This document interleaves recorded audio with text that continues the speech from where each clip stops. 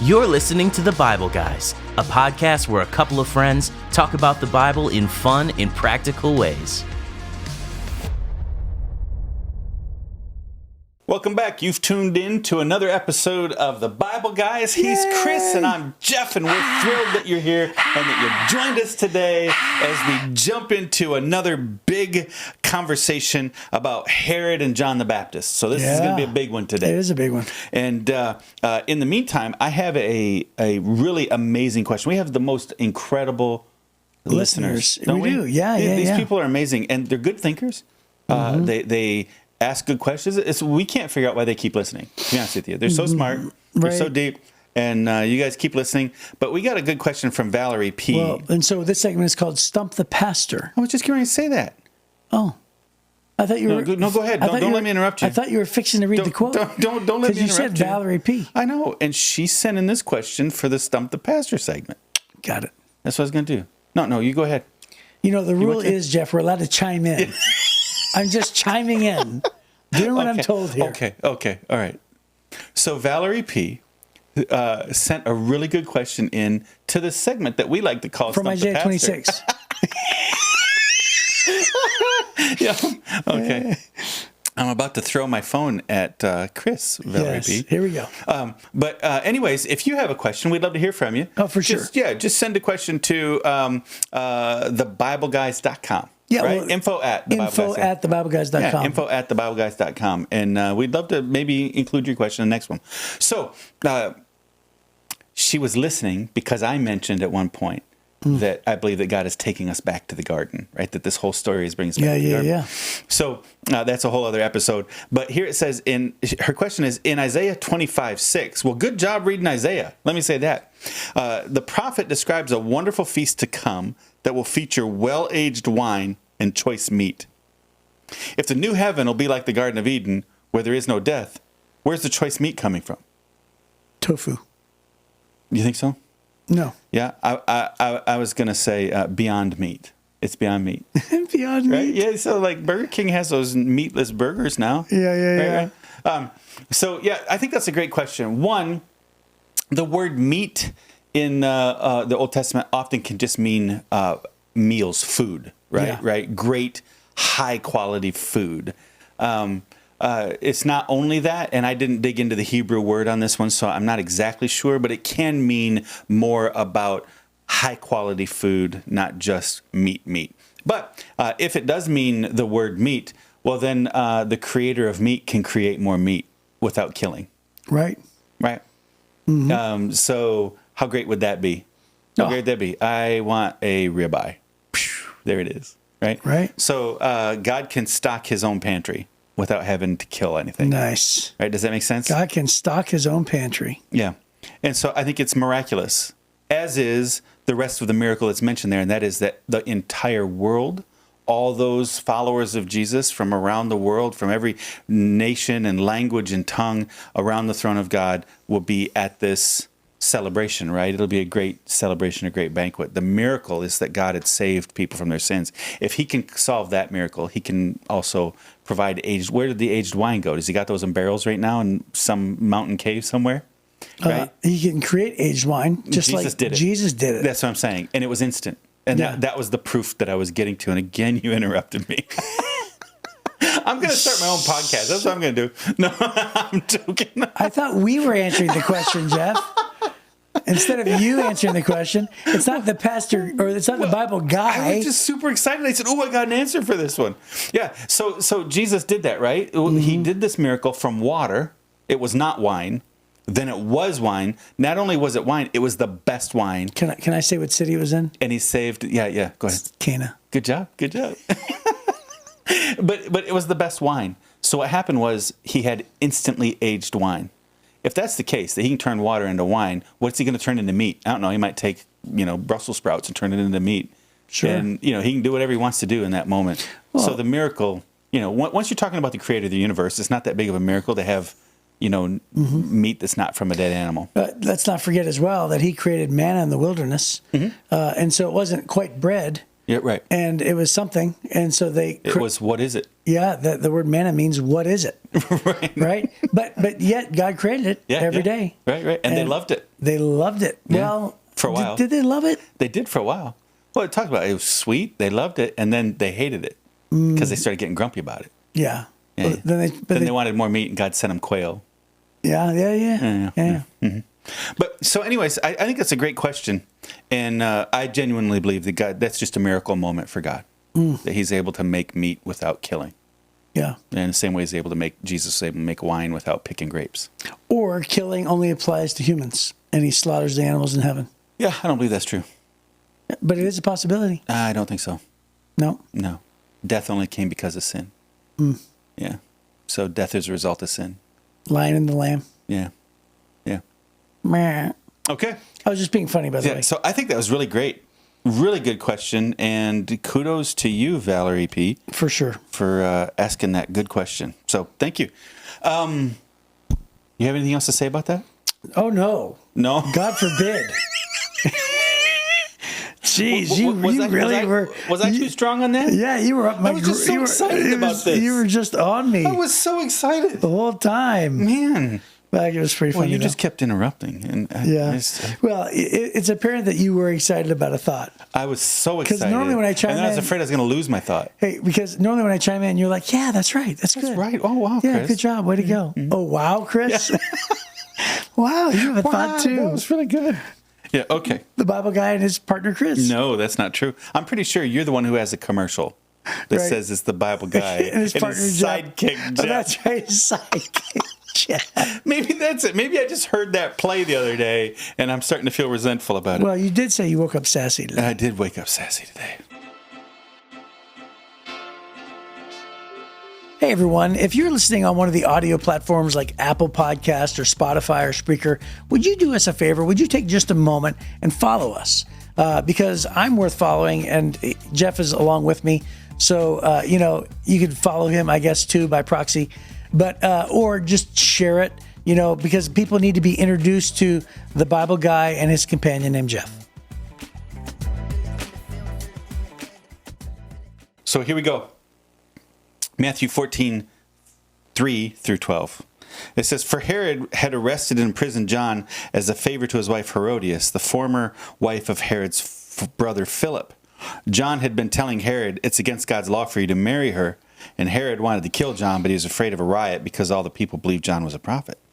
But at a birthday party for Herod, Herodias' daughter performed a dance that greatly pleased him, so he promised with a vow to give her anything she wanted. At her mother's urging, the girl said, I want the head of John the Baptist on a tray.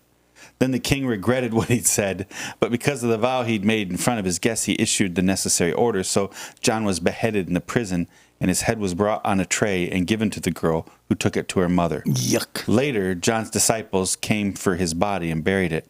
Then they went and told Jesus what had happened. That's right after we read this passage where Jesus says, hey, they're going to come after you with a sword. Yeah, right. Right? It's pretty serious stuff.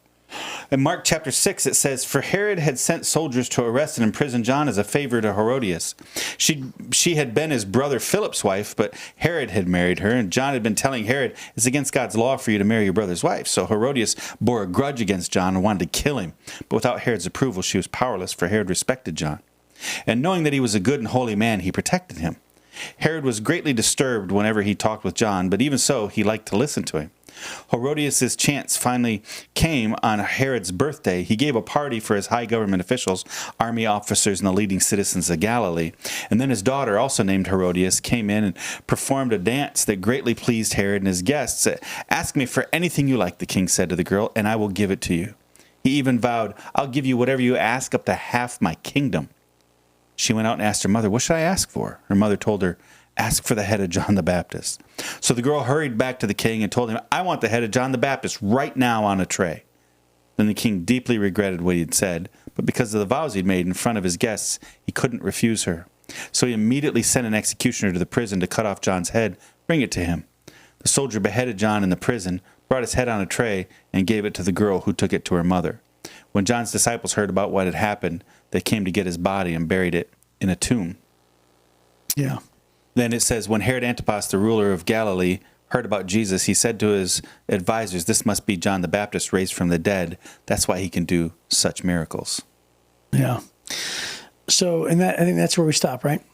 Yeah, we were supposed to read 14 through 29, but this is a little out of order for us today. Yeah, I think so. So it says, let me just finish these. It says, Herod Antipas, the king, soon heard about Jesus because everyone was talking about him. Some were saying, this must be the John the Baptist raised from the dead. That's why he can do such miracles. Others said, he's a prophet Elijah. Still others said, he's a prophet like the other great prophets of the past. When Herod heard about Jesus, he said, John, the man I beheaded, has come back from the dead. And then Luke chapter 9 says, when Herod Antipas, the ruler of Galilee, heard about everything Jesus was doing, he was puzzled. Some were saying that John the Baptist had been raised from the dead. Others thought Jesus was Elijah or one of the other prophets raised from the dead. I beheaded John, Herod said. So who is this man about whom I hear such stories? And he kept trying to see him. So you've got Herod really confused as to what's going on here. Well, almost haunted by this terrible decision he made in killing John. Yeah, and you know what? This is just a sad story. Yeah. I mean, it's just, because, we know that there's no greater person that's ever lived, Jesus says, than John the Baptist. So you have this great man who sacrificed his whole life understanding what his mission was, pointed everything to Jesus, was announcing the Messiah. And then here he goes, and he just, confronts Herodias' wife. Herod's wife, or Herodias, about her adultery and being unlawful, and she demands his head, and then they chop off his head at a party. At a party, yeah, right, at a party on a tray. By the way, right. And by the way, I'm sure it was pretty common back then to see gruesome things like that, right? But the indignity of it is pretty horrible. So it's gruesome to us. Yeah. And why would God allow that with somebody that Jesus says is the greatest of all humans? Yeah. Right? Yeah, it's a sad thing. But I think that's a human view of death. Right? Think about that for a minute. What could be more gracious than instant death? You're alive, then you're not. Right? What he didn't do is die from cancer. What he didn't do was be tortured to death, right? So the fear of death is a thing. And so there would be a terror in that moment, perhaps, unless you're like Paul. Paul also lost his head. Yeah. Right? Unless you're like Paul, where Paul says, oh, death, where is your victory? Grave, where's your sting? Oh, death, where's your sting? Grave, where's your victory? Right? So Paul got past this terror of death. And at that point, once he realized how real heaven is, once he realized how great a reward it was, and by the way, it's appointed unto every person to die. It turns out this life is 100% terminal. Yeah, wow, right? Yeah. This just in. Yeah. Don't know if you've heard. Right. I hate to break it to you. Right. So it's terminal for all of us. I used to say from the pulpit or whatever, I used to say, hey, I'm not sure if you know this or not, but the mortality rate is 100%. 100%, yeah. Yep. And so if we're all going to die, yep, and you've gotten to the point where you're not afraid of death, you're looking forward to the reward. When you're that full of faith, you're that convinced, maybe the best way to go is this way. Yeah. Right? Well, apparently, in order to cut off somebody's head, either with a sword or a guillotine, it's got to be very swift, very sharp. Yeah. And so, I understand that they describe it as painless. So, it's supposed to be. Yeah. So, death is pretty instant. Yeah. And so it's not death by 1,000 paper cuts. So the fear of death is far greater than death itself. I think that's what I'm trying to say. For a saint, for somebody who's a Christian, for a follower of Jesus, the fear of death is the scarier thing. Death is a promotion. It's a graduation, right? It's you step out of this moment, this life that's full of brokenness and disease and hatred and anger and your own sin and all these things, and you step into eternity with none of those things ever again. And so that's why you read in the book of Psalms, David says, precious in the sight of God is the death of one of his saints. Right? The word precious is weird to me because I'm like, you see a little baby and you go, oh, how precious. Right? And that's what God's saying is it's precious to me. Yeah. You're sad about it, but I'm thrilled that you're finally home. So about 2 hours ago, I called a family that I have known and loved for years. In fact, their son worked on staff for me as a youth pastor. Yeah. So he was with us on our staff for years, and so I spent an incredible amount of time pouring into this young man, taking him out to dinner, teaching him how to speak and present and everything else. And so anyway, since then, of course, he stopped working at a church and moved on. He was only 34 years old, and he was feeling bad one day, and his wife said, "Go sleep downstairs." And he went downstairs, and she woke up and found him passed away. So they think maybe blood clot. They're not really quite sure until there's an autopsy. So I'm on the phone with them, and of course we're all crying. I'm just a crybaby anyway. Yeah. But I mean, my heart's broken for these guys. And we just talked about the reality of heaven. And we talked about, the reality. So I was, you know what I told him? I told him the story that, last night we did an elder's ordination. Yeah. For a guy who just became an elder at our church. Well, that guy had written like a statement of faith and things. And within his statement of faith, as I was reading it, he told the story, and I knew that he told me the story earlier as well. He was a medic. Yeah. And he actually had an experience where some boy that they were working on coded, and he was dead, and he described it for as an extended period of time. Extended period of time. His eyes rolled back in his head, and he had his eyes either shut or they were rolled back in his head, and they worked on him for a long period of time, and then they brought him back, and his heartbeat resumed.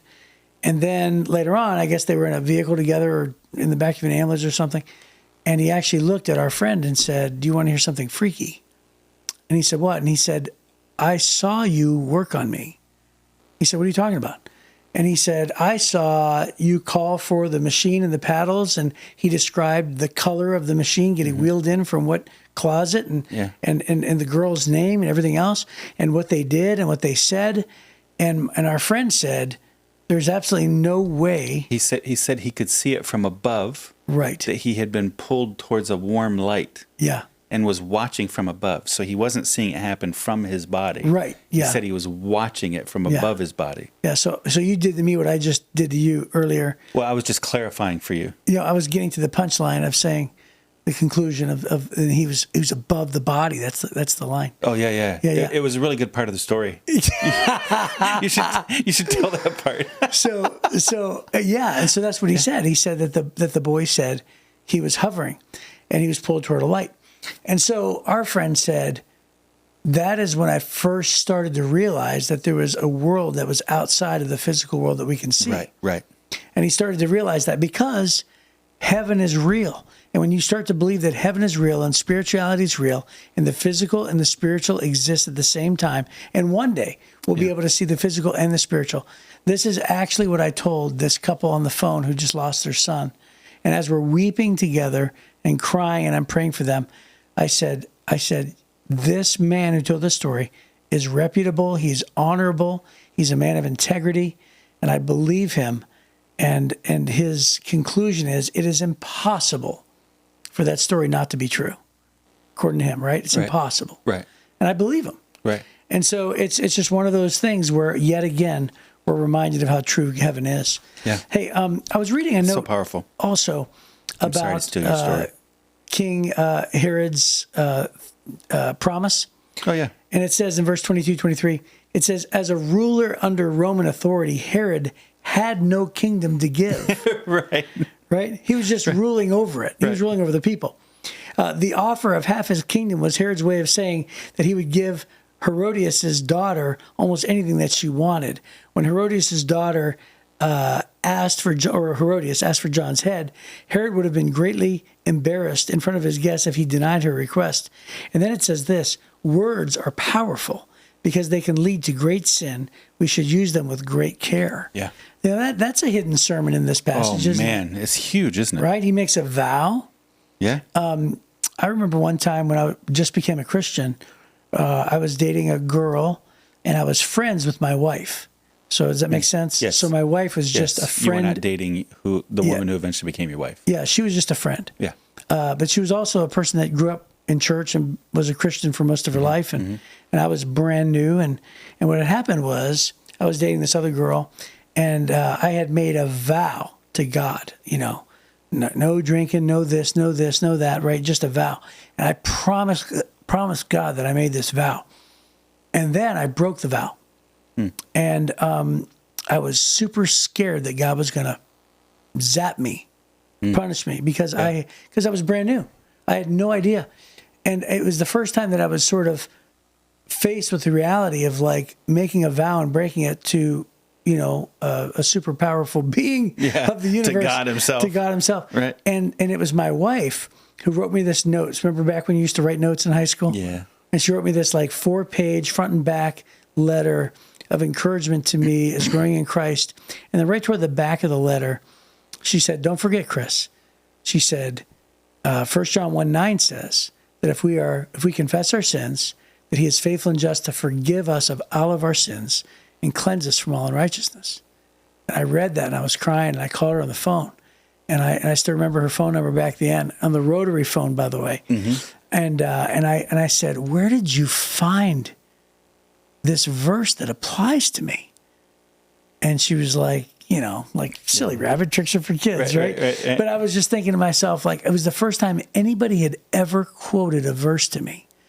And so this vow that'll get you in trouble, right? Yeah. These vows that we are quick to make and break, and vows that could lead us astray, and our words that can get us into sin. I was petrified over it, and it sort of led to one of the most precious moments of my entire life, because she quoted a verse to me, and I thought, I better marry her. It's the power of life and death, is what James says. That's our tongue. Yeah, has the power of life and death. The words we use. We can speak life into the people around us or death. And so Herod foolishly, flippantly, just said anything. And evil people took advantage of that, and the words wound up costing John the Baptist his head. But we have the ability to do the opposite, and that is to intentionally speak life into people. Yeah. Well, and that's what she did for you. Yeah. That's beautiful. There's a lot of great little sermons in here. So, absolutely. Well, hey, that's our time. And so we're going to come to an end, and hopefully we'll see you on Monday on the Bible Guys.